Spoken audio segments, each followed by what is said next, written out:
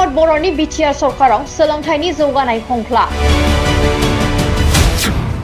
1989 मायथाइयाव गायसनजानाय घरादाग गुदि फरायसालिया दिनैसिमबो सरकारि जायासै। बिटिआरनि सोलोंथाइ बिफाना नोजोर गैया घरादाग गुदि फरायसालिखौ। दुखुनांथाव बाथ्रा, उदालगुरि जिल्लानि सिङाव थानाय भरला VCDCनि बेंखनाव थानाय आमलायगुरि गामिनि 1989 मायथाइयावनो गायसनजानाय बर' बिजोंनि घरादाग गुदि फरायसालिया दिनैसिम 36 बोसोर जानायनि उनावबो सरकारि जायासै। गंस्नि गामिनि गथ'फोरनि सोलोंथाइनि सुबिदाखौ नायनानै बे ओनसोलाव गायसननाय जादोंमोन। सरकारि जानायनि लामायाव दंसैमोन, जानाय आदारबो होनाय जाबायमोन। नाथाय बोसोरथामनि सिगांनिफ्रायनो जानाय आदारखौबो हरला होननानै दुखु फोरमायदों बे ओनसोलनि रायजो राजा आरो फरायसालि सामलाय आफादा। गायसनगिरि फोरोंगिरिफोरा ओरैनो आजिरा जालांजोब्बाय होननानै मिथिहोदों। बे घरादाग गुदि फरायसालिखौ नायसननो थाखाय खौरांनि गेजेरजों खावलायहरदों बिटिआरनि CM रमद बर'निसिम।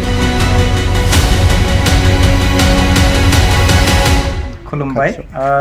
नैबेखौ बुंनो जोङो हास्थायदों जोंनि कमिटिनिफ्राय बे स्कुला जि 1989 आव बियो सरकारा बेखौ नाजावदोंमोन, नाथाय जोंनि माखासे फरायसा गथ'फ्रा गोदाव सोराव जानानैहाय गुबुन गुबुन स्कुलफ्रावबो थांनो हायै अबस्थायाव दङ आरो बेजों लोगोसे सोरबा सोरबा बेबायदिनो बे स्कुलावनो फरायनानै थांबाय।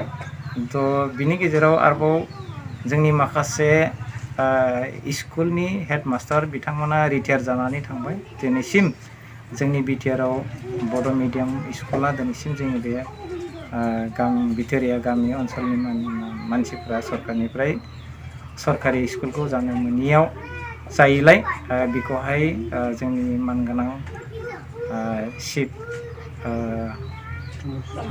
प्रमद सारनिसिम जोङो बेखौ खावलायहरो, अननानै जोंनि बे घरादाग बड' मिडियाम LP स्कुलखौ नाजावनो थाखाय जों रायजो राजा बयनिसिमबो आरो सारनिसिमबो खावलायहरनाय जायो। जोंनि बे 7टा गामियाव दिनैसिमाव जोङो सरकारनिफ्राय जोंनि बड' मिडियाम स्कुलखौ जोङो मोननो हायाखै। थ' गुबुन गुबुन स्कुलाव थांनो थाखायबो जोंनि गथ'फ्रा थांनो हाया। बेबायदि अबस्थायावहाय बिथोरिया जायगा हिसाबै जोङो बिराद उसुबिदायाव गोग्लैनानै दं। बेनिखायनो जों बयबो रायजो राजाफ्रा बेखौनो जोङो मिजिंथिदों जे सारनिसिम, जोंनि मानगोनां बिटिआरनि चिफ सारनिसिम जोङो बेखौनो खावलायो, जोंनि बे 7टा गामिनि जिथु गथ'फोर बिथांमोना बे स्कुलावनो फरायनो थाखाय जेन' सुबिदाखौ मोननो हायो, बेनिखायनो जों सारनिसिम खावलायनाय थाबाय। खुलुमबाय। आं बे गामिनि सासे दैदेनगिरि जानानै आं बेखौनो बे बर' मिडियाम स्कुलनि बिसयै आं बुंनो हास्थायदों। 1989 आव जोंनि बे बर' मिडियामा गायसनजादों भेन्सार हिसाबैहाय, आरो बे गायसननायनिफ्राय जेरै दासिमबो बिदिनो दङ। नाथाय सरकारनिसिम बहुद बेबायदि खस्थ'नि गेजेरजों बे गथ'फोरखौ मोजां शिक्षा बिद्या होनो जों रायजो राजाफ्रा बहुद सानदोंमोन। नाथाय जोंनि जेनाखि साननानै सरकारनिसिम जेसेबां कागज पत्र लानानै नारसिगांदोंमोन, जोङो बेखौ दासिमाव मोननो हायाखै। आरो जोंनि बे बर' मिडियाम स्कुला दासिमबो बेबायदि अबस्थायाव भेन्साराव गोलैनानै दङ। गुबुन गुबुन दाब दाब जायगायावहाय जायगानि स्कुलफ्रा सरकारि जानानै थांबाय। जोंनि बे 1989नि उनाव गायसननाय बर' मिडियामफ्रा जानानै थांबाय। नाथाय जोंनि 1989 आव गायसनजानाय बर' मिडियामा फिसयनानै थालांबाय। दा बेनिखायनो खावलायो सारनिसिम, अननानै जोंनि बे बिथोरिया उत्तर ओनसोल पाहार ओनसोलावहाय फासायनानै थालांनाय बे गंसे जोंनि बे बहुद एरियानि बर' मिडियामखौ सारा अननानै बेखौहाय नायसनोब्ला जोंनि थाखाय बहुद मोजां आरो जोङो बहुद सारनिसिम धन्यबाद होननायखौ जोङो नाजावना लागोन आरो जोङो होगोन। माने बे जोंनि बे बर' मिडियाम जेनाखि स्कुल बियो जोंनि उदालगुरि डिस्ट्रिक्टआव मोनसे वर्ल्ड भिजन NGO फैदोंमोन। बिथांमोना बेखौहाय लुदों।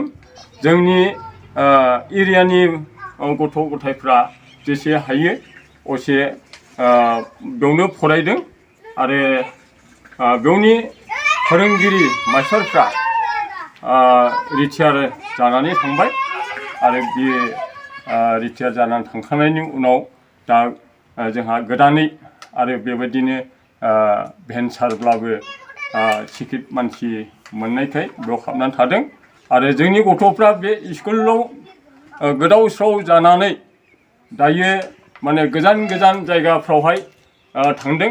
खिन्थु बेवहाय जोंहा गोबां गिनो नांगौ लामाफ्रावहाय गथ'फोरखौ गिनो नांगौ जादों।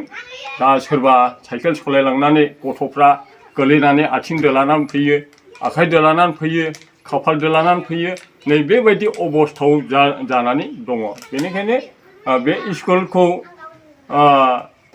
सारा साक्सेसफुल खालामगोन होननानै जों रायजो राजानिफ्राय जोंहा मिजिंथि थाबाय आरो खावलायनाय थाबाय। आंनि बुंनो गोनाङा बेनो। स्कुलनि नामैथ' सरखारनिफ्राय माइरं जेनाखि मोननो गोनां बेफोरखौ मोनदों आरो बे गथ'फोरनि नामै राननानै होदों, संनानै जानो होदों, संनानै होदों। बेबायदि सुबिदाखौबो जोङो मोनदोंमोन। नाथाय स्कुलनि थाखायहाय जोङो जेबो माने खुनु खाय खबर गैया।